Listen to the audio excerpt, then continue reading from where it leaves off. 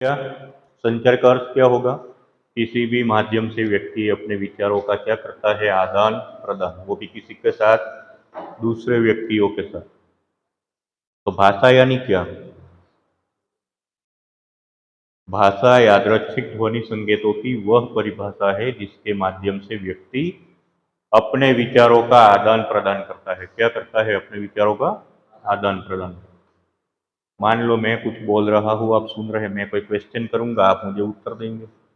घर में बैठे हैं, घर में कोई बात हो रही है, होता है कि नहीं होता? तो ये क्या होगा? भाषा होगा। बोलियों से भाषा बनती है। क्या बनती है? संचार क्या है?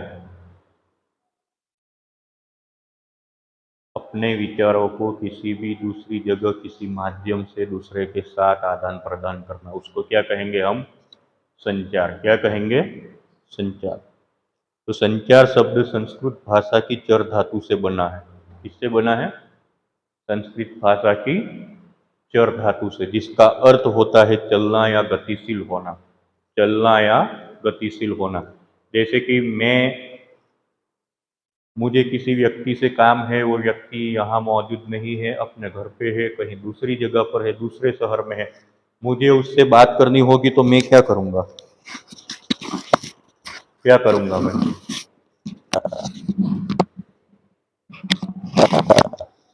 क्या करूँगा मैं? या तो मैं उसको टेलीफोन करूँगा, या ईमेल करूँगा, या फिर व्हाट्सएप करूँगा, या फिर व्हाट्सएप कॉल करूँगा, या फिर वीडियो कॉल करूँगा। किसी भी माध्यम का सहारा लेके मैं उसके साथ क्या करूँगा? बात करूँगा। तो ये क्या होगा? मेरे विचारों का क्या होगा? गतिशील होना होगा। क्या होगा? गतिशील। यानी मैं यहाँ से बोलता हूँ, वो वहाँ सुनेगा। तो ये संचार का माध्यम होता है। क्या होता है? संचार का माध्यम। या एक स्थान से दूसरे स्थान तक पहुंचाना। चर धातु का मतलब क्या होता है? घूमना फिरना, या गतिशील रहना, या एक जगह से दूसरी जगह जाना। सम उपसर्ग के साथ मिलकर यह शब्द संचार बनता है। इससे बनता है, कौन सा उपसर्ग लगता है? सम। जिसका अर्थ होता है सभी दिशाओं में फैलना, प्रवाहित होना, या संदेश का एक व्यक्ति से दूसरे व्यक्ति तक पहुंचना। क्या अर्थ होगा? संचार का अर्थ क्या होगा? एक व्यक्ति के विचारों को परिभ्रमण करते हुए किसी दूसरे व्यक्ति तक पहुंचना। क्या करना? किसी दूसरे व्यक्ति तक पहुंचना। इसको क्या कहेंगे हम? इसके लिए अंग्रेजी का कम्युनिकेशन शब्द लैटिन भाषा के कम्युनिज्म शब्द से बना है। कौन से शब्द से बना है? अंग्रेजी के कम्युनिकेशन का जो शब्द है वह संचार के लिए प्रयुक्त होता है। संचार को इंग्लिश में क्या कहेंगे? कम्युनिकेशन। और वे शब्द जो है लैटिन भाषा के कम्युनिस्ट शब्द से बना है। कौन से शब्द से? कम्युनिस्ट।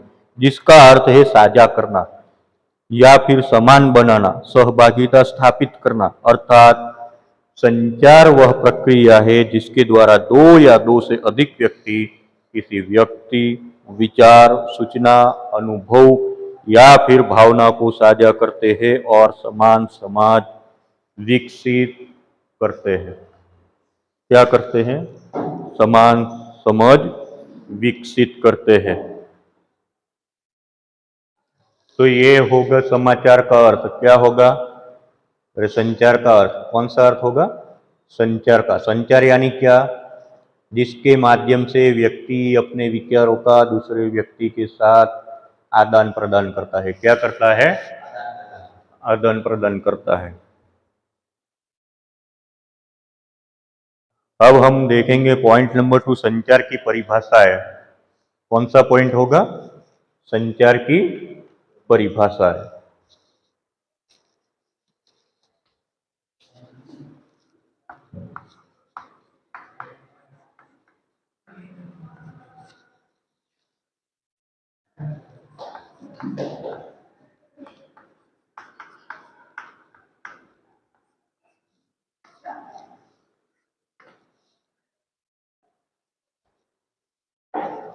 શું પ્રોબ્લેમ છે ભાઈ?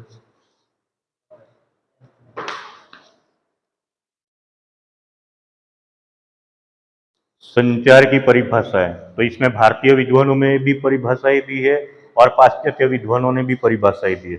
पाश्चात्य यानी पश्चिमी लेखक जो है, जिसको हम लोग अंग्रेजी लेखक कहते हैं, विदेशों के लेखक कहते हैं, तो वे पाश्चात्य, और भारतीय यानी जो भारतीय लेखक है, भारत के निवासी, वे होंगे भारतीय। तो अब किसने क्या कहा है उसके बारे में हम पढ़ेंगे। इसके अंदर सबसे पहले हम देखेंगे भारतीय विद्वानों की परिभाषा। किसके लिए? संचार के लिए। तो संचार वह प्रक्रिया है जिसके माध्यम से व्यक्ति तथा समूह अपने विचारों, अनुभवों, विश्वासों एवं भावनाओं का आदान प्रदान करते हैं तथा सामाजिक संबंधों का निर्माण करते हैं। क्या करते हैं? जिसके माध्यम से व्यक्ति अथवा समूह अपने विचारों का आपस में आदान प्रदान करते हैं। क्या करते हैं? आदान प्रदान करते हैं और एक दूसरे की भावनाओं को समझते हैं और सामाजिक संबंधों का क्या करते हैं? निर्माण करते हैं। यह परिभाषा दी है डॉक्टर श्यामा चरण दुबे। किसने यह परिभाषा दी? नाम याद रखना पड़ेगा। कौन सा? डॉक्टर श्यामा प्रसाद दुबे। यानी दुबे जी का कहने का अर्थ है संचार केवल सूचना भेजने का माध्यम नहीं है। संचार केवल सूचना भेजने का माध्यम नहीं है, बल्कि यह समाज में पारस्परिक संबंध, सांस्कृतिक निरंतरता तथा सामाजिक एकता स्थापित करने की प्रक्रिया है। क्या है? परस्पर सामाजिक संबंध एवं सांस्कृतिक एकता को समाज में स्थापित करने की निरंतर प्रक्रिया है। क्या है? निरंतर प्रक्रिया। नंबर 2 है डॉक्टर अर्जुन तिवारी के अनुसार, डॉक्टर अर्जुन तिवारी के मतानुसार संचार वह प्रक्रिया है जिसके माध्यम से संदेशों का आदान प्रदान इस प्रकार से किया जाता है कि प्रेषक और प्राप्तकर्ता के बीच समान समझ विकसित हो। तो डॉक्टर अर्जुन तिवारी के अनुसार संचार क्या है? डॉक्टर अर्जुन तिवारी के अनुसार समाचार वह है जिसके माध्यम से व्यक्ति अपने विचारों का आदान प्रदान करता है, जिससे भेजने वाला और प्राप्त करने वाला दोनों क्या करते हैं? समान समझ विकसित करते हैं। क्या करते हैं? समान समझ विकसित करते हैं। तो डॉक्टर अर्जुन तिवारी का कहने का मतलब है कि इस संचार का मुख्य उद्देश्य सही अर्थ का संप्रेषण और परस्पर समझ का निर्माण माना गया है। क्या माना गया है? संप्रेषण और परस्पर समझ का निर्माण। नंबर 3, डॉक्टर सुरेश चंद्र गुप्ता के अनुसार, किसके मतानुसार? डॉक्टर सुरेश चंद्र गुप्ता के अनुसार विचारों, भावनाओं, सूचनाओं तथा अनुभवों को भाषा, संकेत अथवा अन्य माध्यमों से एक व्यक्ति से दूसरे व्यक्ति तक पहुंचाने की प्रक्रिया को हम क्या कहेंगे? संचार। यानी डॉक्टर सुरेश चंद्र गुप्ता का कहना है कि संचार के विभिन्न माध्यमों तथा उसकी व्यापकता को स्पष्ट करना पड़ेगा। क्या करना पड़ेगा?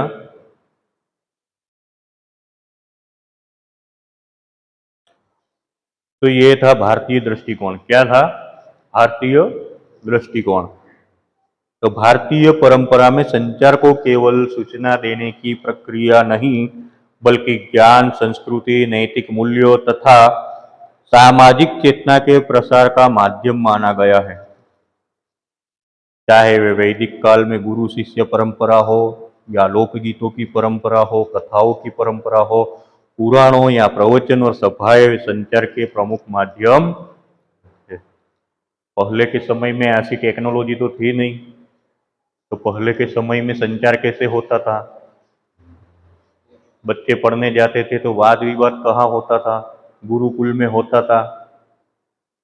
आज के समय का आश्रम जिसको बोलते हैं वो गुरुकुल हो गया। फिर राजा महाराजाओं की कथाएं लिखी गई, रानियों परिकथाओं को लिखा गया, है कि नहीं है? तो ये सारे के सारे पुराने जमाने के संचार के माध्यम है। क्या है? संचार के माध्यम। अब हम देखेंगे पाश्चात्य विद्वानों के अनुसार संचार की परिभाषा है। क्या देखेंगे? पाश्चात्य विद्वानों के अनुसार संचार की परिभाषा है।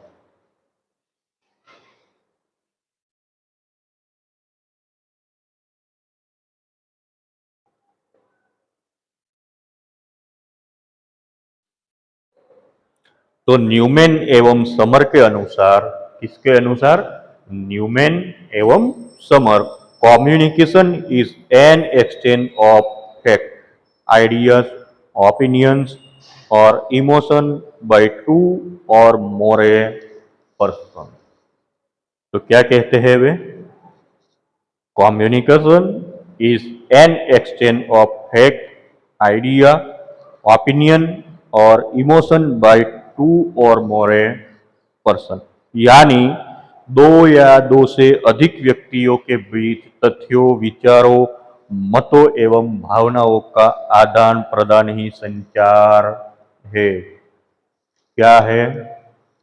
दो या दो से अधिक व्यक्तियों के बीच में अपने मतों का, अपने विचारों का और अपनी भावनाओं का आदान प्रदान ही संचार है। क्या है? संचार है। यह परिभाषा संचार की द्विपक्षीय प्रकृति और विचारों के आदान प्रदान पर बल देती है। किस पर बल देती है? संचार की द्विपक्षीय प्रकृति और विचारों के आदान प्रदान पर। किस पर बल देती है? विचारों के आदान प्रदान पर।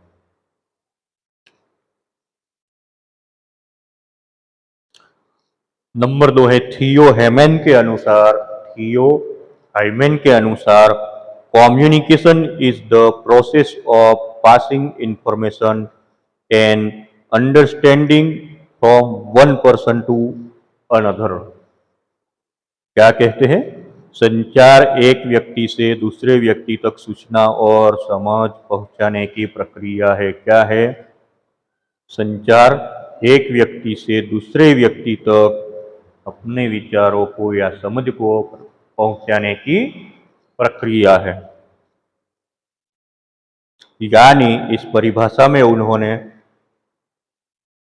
प्रभावी संचार में समझ के महत्व को रेखांकित किया है। किसको रेखांकित किया है? प्रभावी संचार के महत्व को।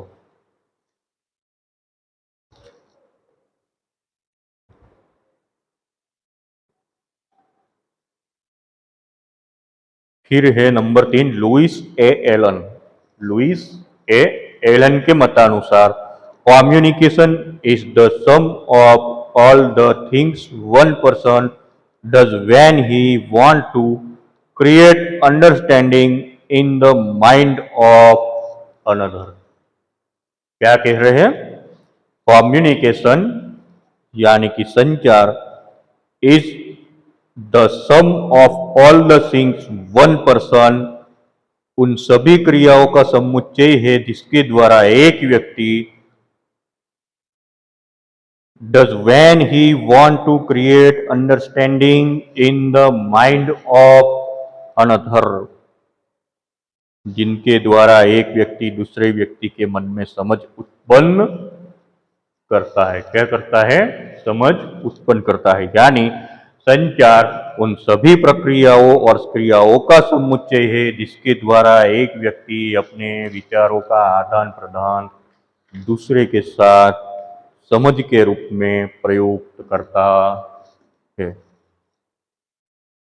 यानी एलन के अनुसार संचार का मुख्य उद्देश्य केवल संदेश ही देना नहीं है, बल्कि सही समझ विकसित करना भी है। तो ये थी पाश्चात्य विद्वानों की परिभाषाएं। तो समाचार का अर्थ यानी क्या? समाचार और संचार का अर्थ यानी क्या? समाचार का अर्थ होगा किसी भी नई घटना की सूचना की जानकारी जिसको हम समाचार कहेंगे, लेकिन संचार का माध्यम क्या होगा, संचार की परिभाषा क्या होगी, संचार का अर्थ क्या होगा, जिसके द्वारा व्यक्ति अपने मनोभावों को दूसरे व्यक्ति के साथ आदान प्रदान करता है, अपने भावों को दूसरों को समझाता है, वो जो कहता है उसको समझता है, यह होगा संचार। क्या होगा, संचार। और संचार माध्यम यानी वे जिसके माध्यम से, चाहे वे व्हाट्सएप से करें, फेसबुक से करें, इंस्टाग्राम से करें, जितने भी डिजिटल माध्यम है या पुस्तकी माध्यम है, लिखित माध्यम है, मुद्रित माध्यम है, जो भी माध्यम है या मौखिक है, श्रवण के माध्यम से है, तो ये सारे के सारे संचार के माध्यम होंगे। क्या होंगे, संचार के माध्यम।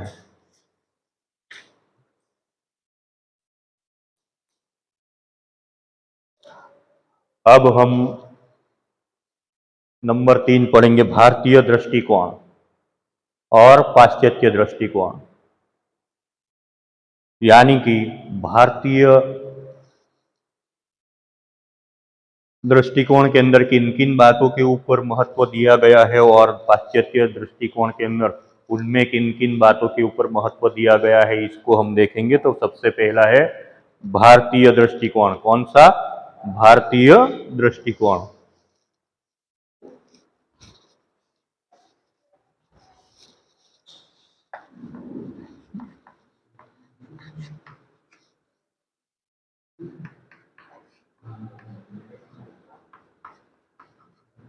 सबसे पहला होगा भारतीय दृष्टिकोण और नंबर 2 में होगा पाश्चात्य।